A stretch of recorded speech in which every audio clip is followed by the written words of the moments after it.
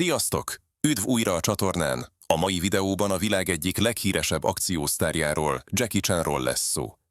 Az a srác, aki szinte minden filmjében kockára teszi az életét, és saját maga végzi az összes kaszkadőr mutatványt.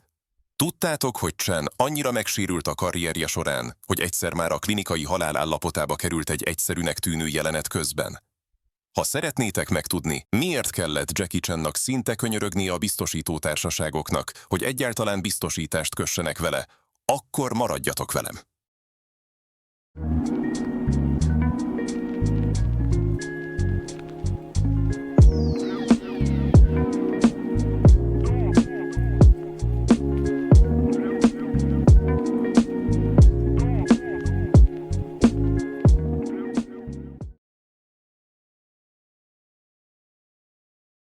Jackie Chan, eredeti nevén Chan Kong-sung, Hongkongban született egy nagyon szegény családba.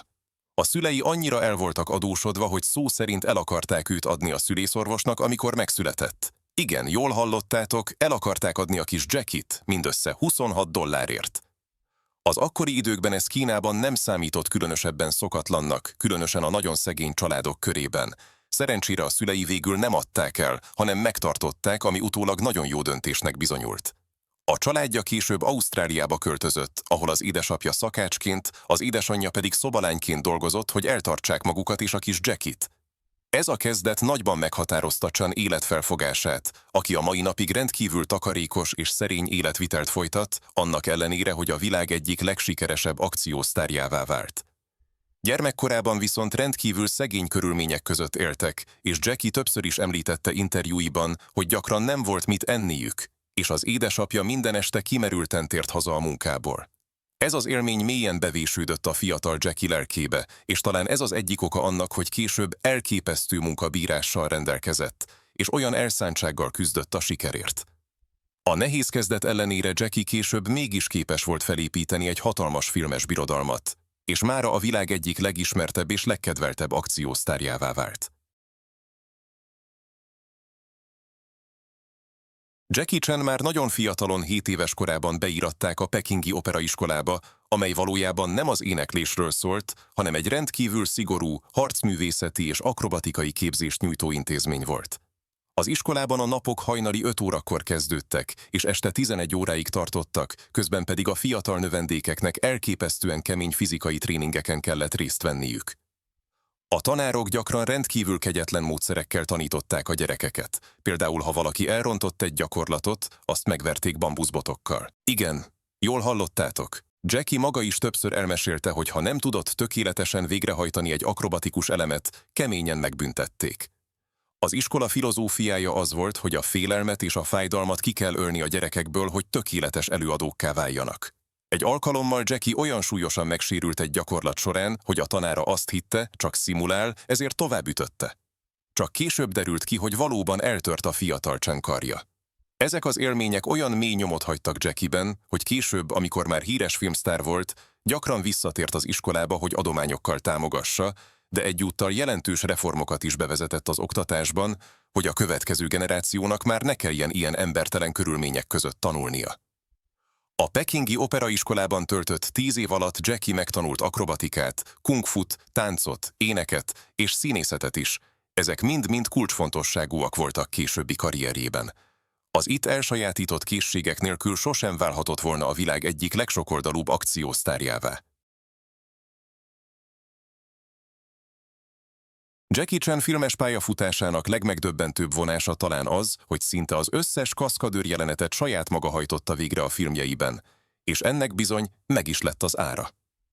Gyakorlatilag nincs olyan testrésze, amelyet ne tört volna már el a karrierje során. A sérülések listája elképesztően hosszú. Eltörte a koponyáját, az orrát, az állkapcsát, a vállát, a könyökét, a csuklóját, a gerincének több csigolyáját, a csípőjét, a térdét, a bokáját, valamint számtalan bordáját és ujját is. Egy alkalommal a Rumble in the Bronx című filmforgatásán egy egyszerű ugrásnál eltörte a bokáját. De mivel a film költségvetése szűkös volt, és nem akarták leállítani a forgatást, Jackie a gipszére a cipő mintájára megfestett zoknit húzott, és úgy forgatta tovább a film akciódús jeleneteit. Képzeljétek el, hogy törött bokával hajt végre bonyolult harcjeleneteket és ugrásokat. Ez tökéletesen jellemzi Chan fájdalomtűrését és szakmai elkötelezettségét. Talán a legsúlyosabb sérülését az Armor of God forgatásán szenvedte el, amikor egy fa tetejéről kellett leugrálnia. Az egyik ág eltört alatta, és Jackie fejjel előre zuhant a kemény, sziklás talajra. A koponyája betört, és a csont egy darabja az agyába fúródott. Jackie gyakorlatilag klinikai halott volt. Azonnal meg kellett műteni, és az életét csak a gyors orvosi beavatkozás mentette meg. Azóta egy lyuk van a koponyáján, amelyet egy műanyag betét fed. Ennek a balesetnek a következtében sokáig egyáltalán nem hallott a jobb fülére, és a mai napig csökkent a szaglása. Ez az eset annyira megrémítette, hogy egy ideig fontolgatta, hogy visszavonul a kaszkadőrködéstől. De végül a rajongók szeretete és a filmek iránti szenvedélye arra ösztönözte, hogy folytassa a karrierjét. Sokan nem tudják, de Jackie Chan fiatal korában egy ideig pornófilmekben is szerepelt. Persze nem kell semmi extrémre gondolni. A 70-es évek elején, amikor még küzdött a megélhetéséért, elvállalt egy szerepet az All in the Family című hongkongi filmben, amely inkább erotikus vígjáték volt, semmint hardcore pornó. Jackie később egy interjúban bevallotta, hogy életének ebben a szakaszában annyira el volt keseredve és olyan nehéz anyagi helyzetben volt, hogy bármilyen, a filmiparhoz kapcsolódó munkát elvállalt. A film elkészülte után azonban nagyon szégyelte magát, és később, amikor már befutott akciósztár lett, megpróbálta megvásárolni és megsemmisíteni a film összes kópiáját, de ez természetesen nem sikerült neki. Amikor egyszer egy interjúban ezzel a múltjával szembesítették, Jackie nagyon őszintén beszélt róla. Azt mondta: fiatal voltam és szegény, nem volt mit ennem, és egy barátom ajánlott egy munkát. Nem voltam abban a helyzetben, hogy válogassak. Ez a történet tökéletesen példázza, mennyire kemény volt az út, amelyet be kellett járnia a sikerig. A kezdeti nehézségek ellenére Jackie soha nem adta fel az álmát, hogy egyszer sikeres filmsztár legyen, és ez a kitartás végül meghozta a gyümölcsét. Ma már a világ egyik leggazdagabb színésze, akinek vagyonát több mint 400 millió dollárra becsülik. És ami még meglepőbb, a mai napig rendkívül szerényen él, nem költi felelőtlenül a pénzét, és inkább jótékony célokra fordítja vagyona nagy részét. Jackie Chan élete igazi példája annak, hogy honnan hová juthat el egy ember, ha van benne elég kitartás és szenvedély. Ha tetszenek az ilyen típusú videók, mindenképpen nézz körül a csatornámon, ahol számtalan hasonló tartalom vár rád. Nézz körül nyugodtan, nem hajt a tatár. Jackie Chan sokoldalúságát jól mutatja, hogy a harcművészet és a kaszkadőrködés mellett kiváló énekes is. Kevesen tudják, de Jackie Chan a 90-es évek eleje óta sikeresen vezeti saját zenei karrierjét is, különösen Ázsiában, ahol több mint 20 albumot adott ki, és számos slágerlistás dala volt. Több nyelven is énekel, köztük kantoniul, mandarinul, japánul, angolul és tajvaniul. A legtöbb filmjéhez ő maga írja és adja elő a betétdalokat, és koncerteket is ad világszerte. Az éneklés iránti szeretete még a pekingi operaiskolában alakult ki, ahol a harcművészet mellett éneklést is tanult. Eleinte csak a filmjeihez készített dalokat, később pedig önálló zenei karriert is felépített. Az egyik legismertebb dala egy Jackie Chan videójáték főcímdala, emellett a Mulan című Disney rajzfilm kínai verziójának betétdalát is ő énekelte. Ami igazán meglepő, hogy énekhangjával több díjat is nyert, és sokan dicsérik jellegzetes, nyers hangzását. Egy alkalommal, amikor az Egyesült Államokban koncertet adott, a közönség megdöbbent csendben hallgatta az előadását, mert senki sem számított rá, hogy az akciósztár ilyen szépen tud énekelni. Jackie Chan koncertjein gyakran káprázatos akrobatikus elemeket is bemutat, ötvözve ezzel két nagy szenvedélyét, a harcművészetet és a zenét. Amikor megkérdezték tőle, hogy miért fontos számára az éneklés, azt válaszolta: a harcművészet és a színészet mellett az éneklés teszi teljessé a művészi önkifejezésemet. Minden dalom egy történetet mesél el, ahogyan a filmjeim is. És ami talán a legmeghatóbb, hogy Jackie bevallotta, idősebb korában, amikor már nem tud majd kaszkadőri mutatványokat bemutatni, az éneklés lesz az, ami továbbra is kapcsolatban tartja a rajongóival. Az önkifejezésnek ez a formája különösen fontos számára, és a rajongói imádják ezt a sokoldalúságot. Jackie Chan legendás hírnevét részben a filmbeli gegjeinek és a rendkívül veszélyes kaszkadőr mutatványainak köszönheti. De tudjátok-e, hogy minden filmje végén van egy montázs a bakikról és a sérülésekről? Ez lett az egyik védjegye, amit később számos más akciófilm is átvett. A stáblista alatt láthatjuk, ahogy Jackie újra és újra megpróbál végrehajtani egy-egy veszélyes jelenetet, közben többször is megsérül, mire végül tökéletesen sikerül kiviteleznie. Ez a montázs nem csak szórakoztató, hanem betekintést is nyújt abba, mennyire elképesztően nehéz és veszélyes mutatványokat hajt végre.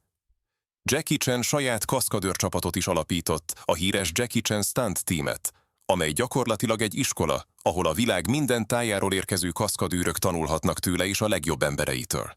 A csapat tagjai között rendkívül szoros a kötelék, szinte családként működnek, és Jackie mindent megtesz azért, hogy a lehető legbiztonságosabb körülményeket megteremtse számukra. Ennek ellenére a sérülések elkerülhetetlenek. A Police Story című film forgatása során Jackie olyan jeleneteket hajtott végre, amelyekre még a legképzettebb hollywoodi kaszkadőrök is nemet mondtak volna. Az egyik legemlékezetesebb mutatványa az volt, amikor egy bevásárlóközpont több emeletnyi karácsonyi dekorációján csúszott le, miközben feszültség alatt álló égő sorok között haladt.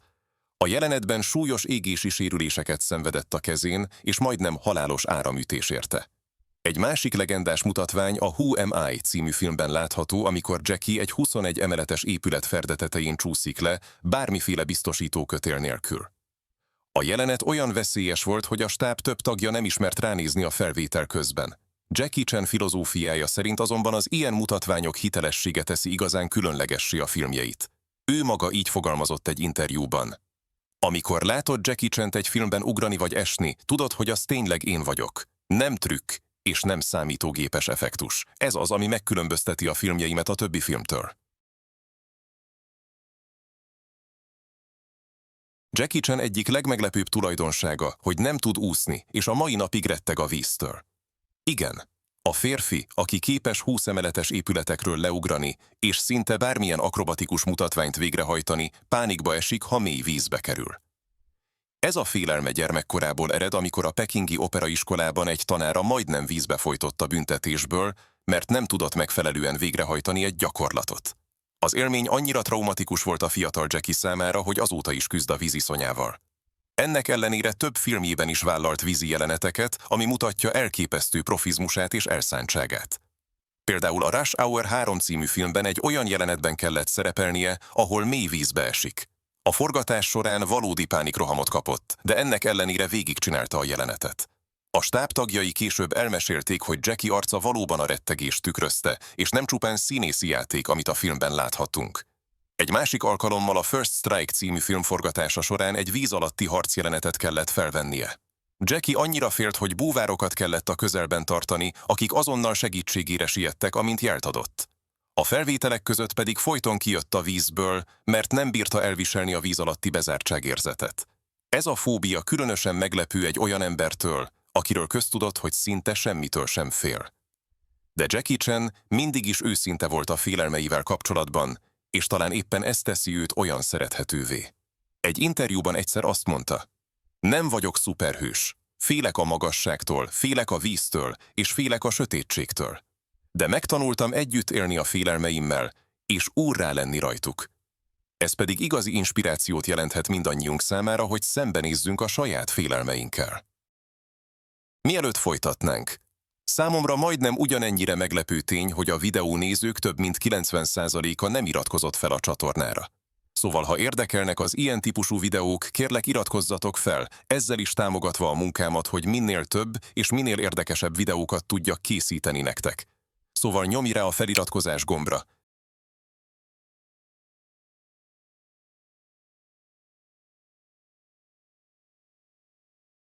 Jackie Chan sosem akart igazi hollywoodi sztár lenni, és tudatosan kerülte a hollywoodi akciófilmek tipikus sablonjait a filmjeiben.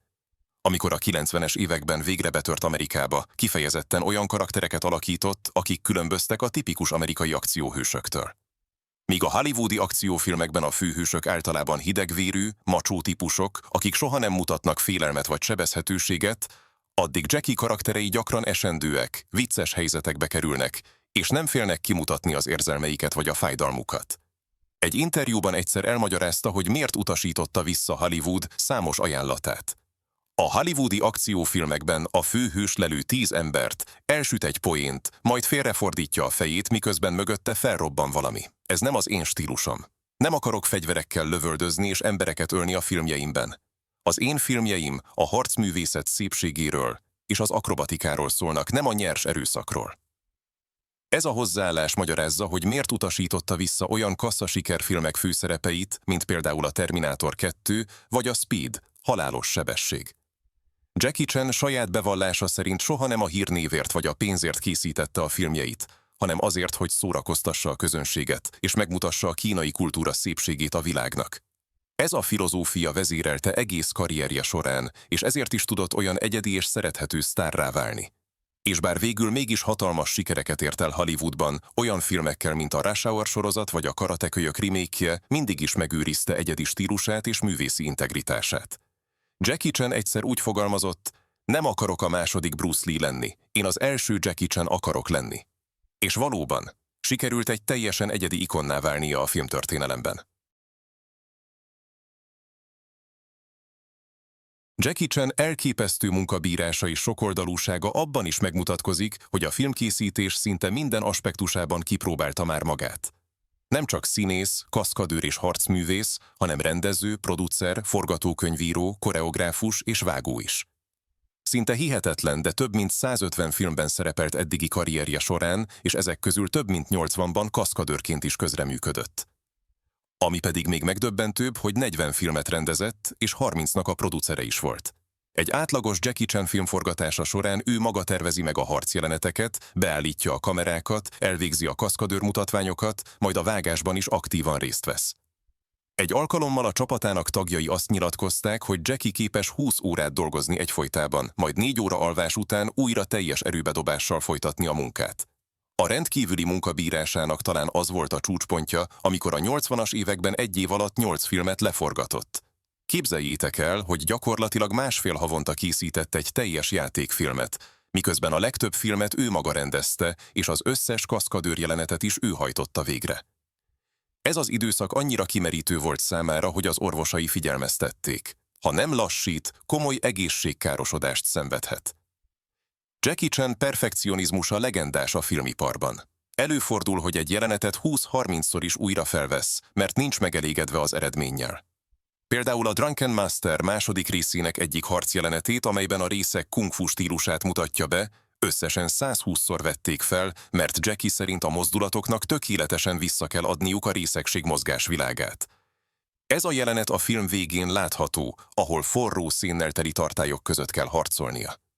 Az égési sérülések ellenére Jackie addig ismételtette a jelenetet, amíg tökéletes nem lett. Ha tetszenek a videók és szeretnél hozzájárulni ahhoz, hogy még több ilyen videó készüljön, akkor a köszönet gombbal megteheted. Nem kötelező persze, de minden egyes támogatás nagyon jól jön, és tényleg sokat jelent nekem. És már az is rengeteget számít, ha megnézed a videót, dobsz egy lájkot, vagy csak írsz egy kommentet. Köszönöm előre is. Ez volt a mai videó Jackie Chanről, a csonttörések és a mosolymesteréről. Ha tetszett a tartalom, ne felejtsétek el megnyomni a harangikont, és persze feliratkozni a csatornára, hogy semmiről ne maradjatok le. Ha szeretnétek több hasonló videót látni, nyomjatok egy lájkot. A komment szekcióban pedig írjátok meg, hogy szerintetek melyik Jackie Chan film a legjobb, vagy hogy ti kibírnátok-e azt a fájdalmat, amit ő a karrierje során átélt. Köszönöm, hogy velem tartottatok. Találkozunk a következő részben.